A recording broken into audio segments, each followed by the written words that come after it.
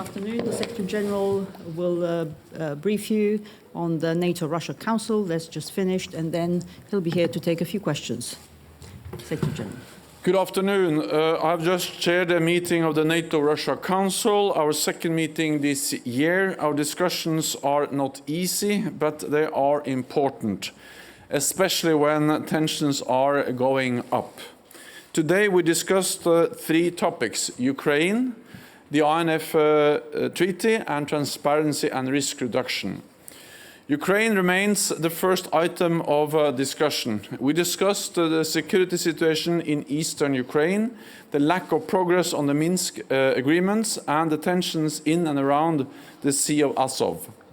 NATO allies once again called for the release of the Ukrainian sailors and ships Russia seized last November.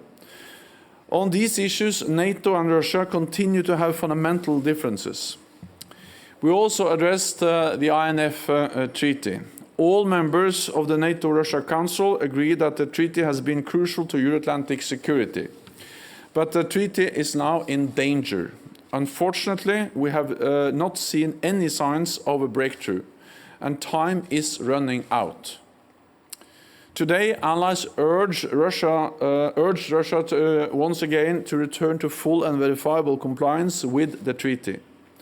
Russia expressed its concerns about the implementation of the treaty. All participants expressed strong commitment to effective arms control, disarmament and non-proliferation. But we must prepare for a world without the INF Treaty, which will be less stable for all of us. We also discussed transparency and risk reduction. We exchanged briefings on upcoming exercises. NATO briefed on Dynamic Mariner 2019, a maritime exercise off the coast of Spain, and provided a follow-on briefing on Trident Juncture 2018. And Russia briefed on exercises Center and Union Shield. Such exchanges are an important element of our continuing dialogue. They help to limit the risk of misunderstanding and miscalculation. I look forward to continuing these exchanges at future meetings of the Council.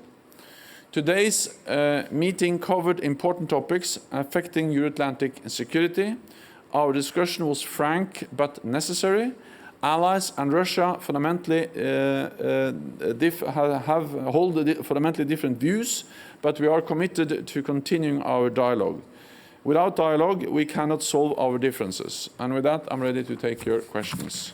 Okay, I'd like you to put up your hands and introduce yourselves and your outlet. We'll start in the center with NPR Deutsche Welle. Hi, Terry Schultz.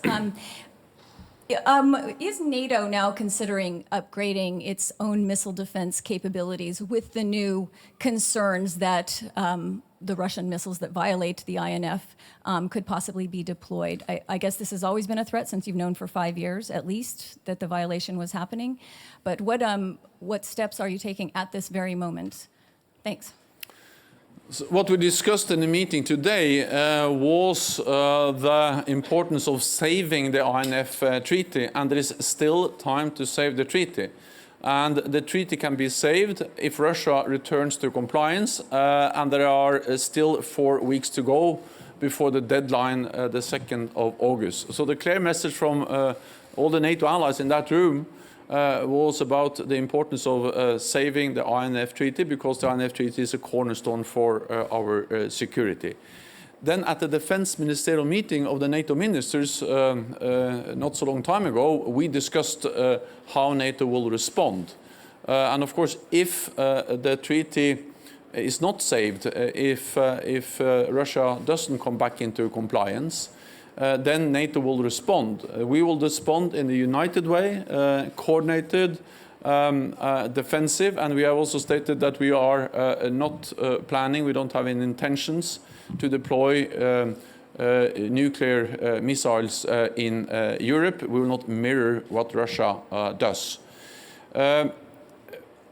I will not today go into the different elements of what NATO is considering.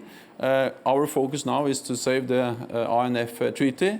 If Russia doesn't come back into compliance, then we will respond, and we will do that in a defensive way.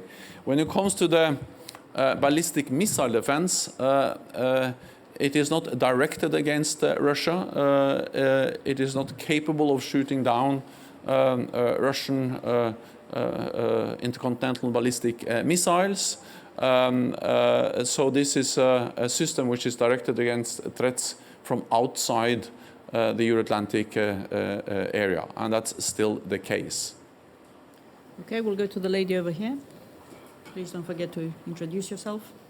Daria Grigorova with Russian National Television. You now mentioned that Russia has chance to save the treaty, but is there any steps for the United States to take to save the treaty? Because it's the country who withdrew there first. Is there any compromise possible? Thank you. The reason why this treaty is now in jeopardy is the Russian violation. There are no new US missiles in Europe, but there are many new Russian missiles in Europe. And that's the reason why this treaty now is in danger. And Russia has violated the treaty over many years, and our concerns, the US concerns and NATO concerns about the new Russian missiles, have been raised with Russia over several years. Actually, it was the Obama administration that first raised their concerns about the Russian violation. And we also stated clearly that in the long run, there is no way arms control will function, will make us safer if it's only honored by one side. So there is only one reason why this treaty is now in jeopardy, and that is the ongoing Russian violation of the treaty. Since the treaty is not functioning, if it's only respected by one side, all allies have clearly stated that Russia has to come back into compliance, that Russia is violating the treaty, and all allies also supported the US decision to start the withdrawal process. But by doing so, we also gave Russia the last chance to come back into compliance, and Russia still has the possibility to come back into compliance because the timeline ends on the 2nd of August. So there is only one way to save the treaty, and that is by Russia coming back into compliance. Okay, Associated Press. Lauren Cook from Associated Press. You said in the beginning that you've seen no sign, and I just want to be very clear about that. In this meeting, Russia gave absolutely no signal whatsoever that it's ready to come into compliance. Did it perhaps offer any other way of resolving the standoff here? No, we didn't see any sign of Russia being willing to come back into compliance with the INF treaty.